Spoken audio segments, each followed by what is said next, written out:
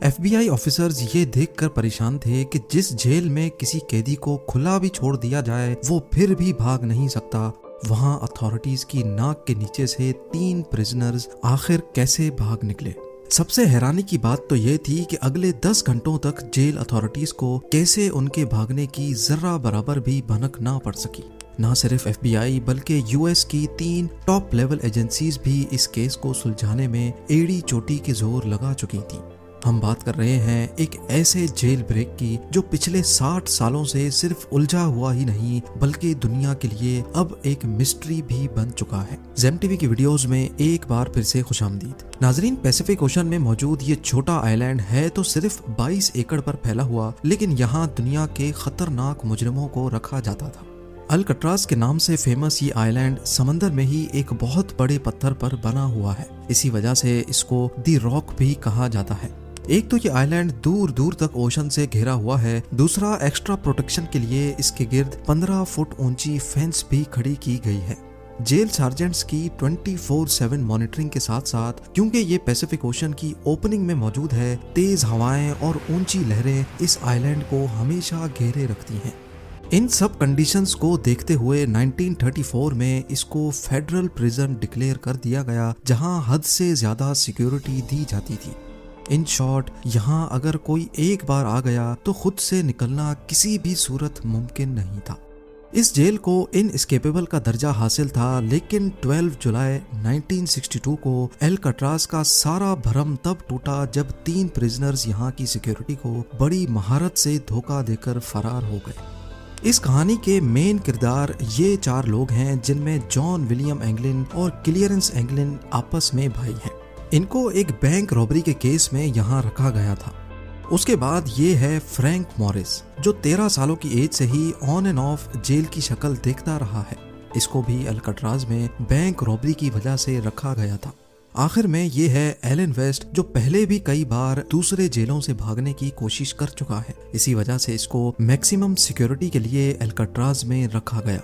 Elon waste इस jail में काफी अरसे से है, इसी वजह से इसको जेल के कंपाउंड के बारे में दूसरों से ज्यादा मालूम है। अल्कट्राज से भागने का आइडिया सबसे पहले 1960 में एलन वेस्ट ने ही अपने इन साथियों को बताया था। एलन ने जेल के ब्लॉक बी में एक लूप होल तलाश किया था, जहां से उनका भागना शायद किसी हद तक मुमकिन था। अब मसला ये है कि ये चारों लंच ब्रेक वगैरह में मिलते तो थे, लेकिन इनके सेल्स ब्लॉक बी में नहीं थे। ये चारों कोशिश में लगे रहे कि इनको ब्लॉक बी में शिफ्ट कर दिया जाए।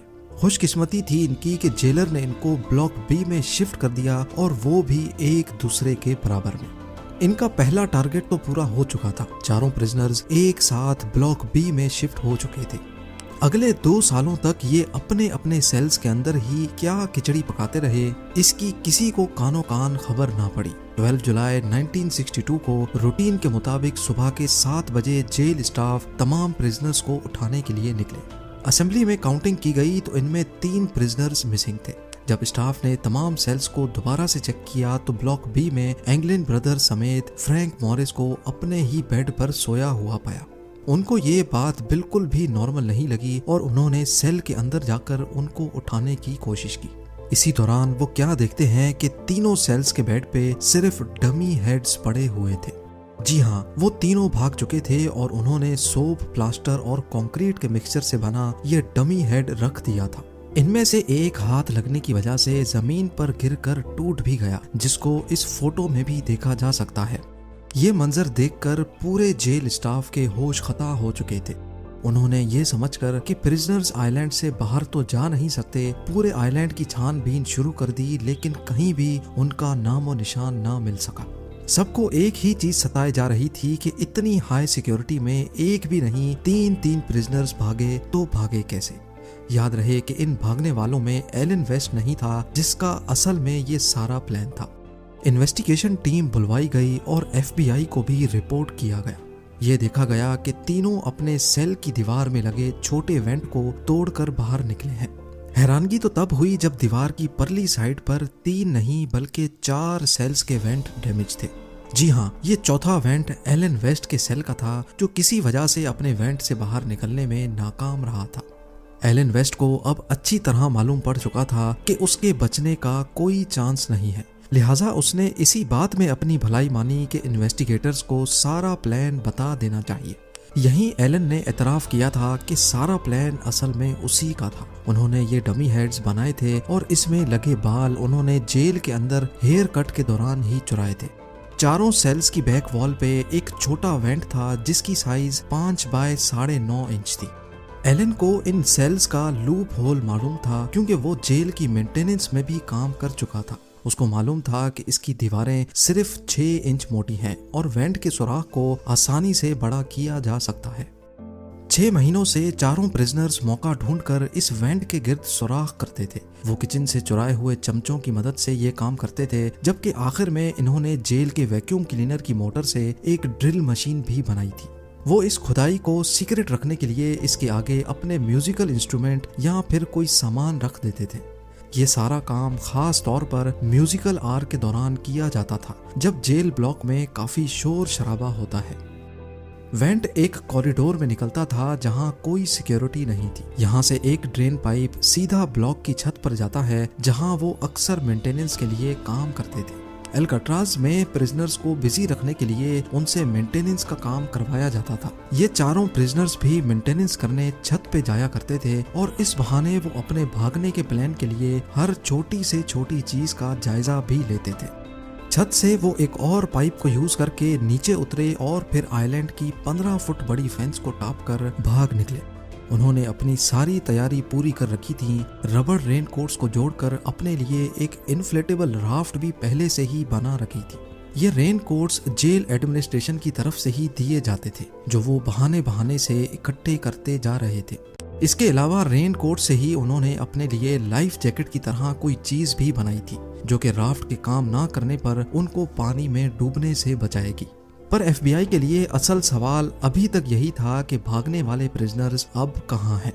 उनके चौथे साथी एलन वेस्ट ने बताया कि प्लान के हिसाब से इनको सबसे पहले एल्काट्राज के नॉर्थ में एंजल आइलैंड से गुजरकर मेन लैंड में उतरना था, जहां सिक्योरिटी ना होने के बराबर होती है। वहां से इनको एक गाड़ी और कुछ कपड़े चुराने थे। एल्काट्राज के गिर्द सारे मेन लैंड्स पर छानबीन की गई, लेकिन कहीं से भी चोरी या रॉबरी की कोई रिपोर्ट नहीं मिली। इम्पॉसिबल सिक्योरिटी को चकमा देकर भागने वाले प्रिजनर्स को समंदर निकल गया, या फिर एलन वेस्ट की कहानी भी एफबीआई को चकमा देने के लिए बनाई गई थी। उन तीनों का कहीं कोई नामो निशान नहीं मिल रहा था। ब्लॉक बी की छत पे मौजूद फुटप्रिंट्स, जहां ये सारी चीजें बनाई गई थी, वो सीक्रेट वर्कशॉप और जिस पाइप पर लटक कर वो नीचे उतरे थे, उस पर पैरों के निशान देखकर ये तो वेरीफाई हो गया कि एलन वेस्ट की कहानी झूठी नहीं है। अब एफबीआई के साथ साथ coast guards, bureau of prison और यूएस मार्शल सर्विस को भी इस केस में शामिल करके समंदर में प्रिजनर्स को ढूंढना शुरू कर दिया गया, पर उनको कहीं भी ना प्रिजनर्स मिले और ना ही कोई राफ्ट या फिर लाइफ जैकेट। ये पुलिस केस से हटकर अब एक मिस्ट्री केस बनने जा रहा था। अगले 4 दिनों में कोस्ट गार्ड्स को तैरता हुआ लकड़ी से बना एक पैडल मिला, जो कि माना जाता है कि उस राफ्ट का ही पार्ट है। उसके बाद रेन कोट से बने 2 बैग्स भी मिले, जिसमें प्रिजनर्स का पर्सनल सामान जैसा कि फैमिली फोटो और लेटर्स वगैरह मौजूद थे। इससे ये अंदाजा लगाया गया कि तीनों प्रिजनर्स जिंदा मेन लैंड पर नहीं पहुंचे, क्योंकि ये आइटम्स ऐसे हैं जिनको कोई भी प्रिजनर आसानी से नहीं छोड़ता।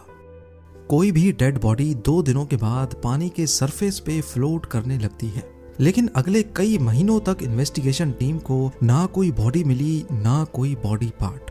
एक थ्योरी ये भी है कि तीनों प्रिजनर्स राफ्ट से नहीं तो स्विम करके मेन लैंड पहुंच गए होंगे, क्योंकि 1962 में एस्केप के बाद एफबीआई ने एंगलिन ब्रदर्स की फैमिली पर कड़ी नजर रखी हुई थी। उनके एक भतीजे डेविड विडनर ने एफबीआई को बताया कि जॉन और क्लेरेंस के बड़े भाई ने मौत के वक्त अपनी बहनों को बताया कि उनके भाई सही सलामत मौजूद हैं और वो उनके साथ कांटेक्ट में है।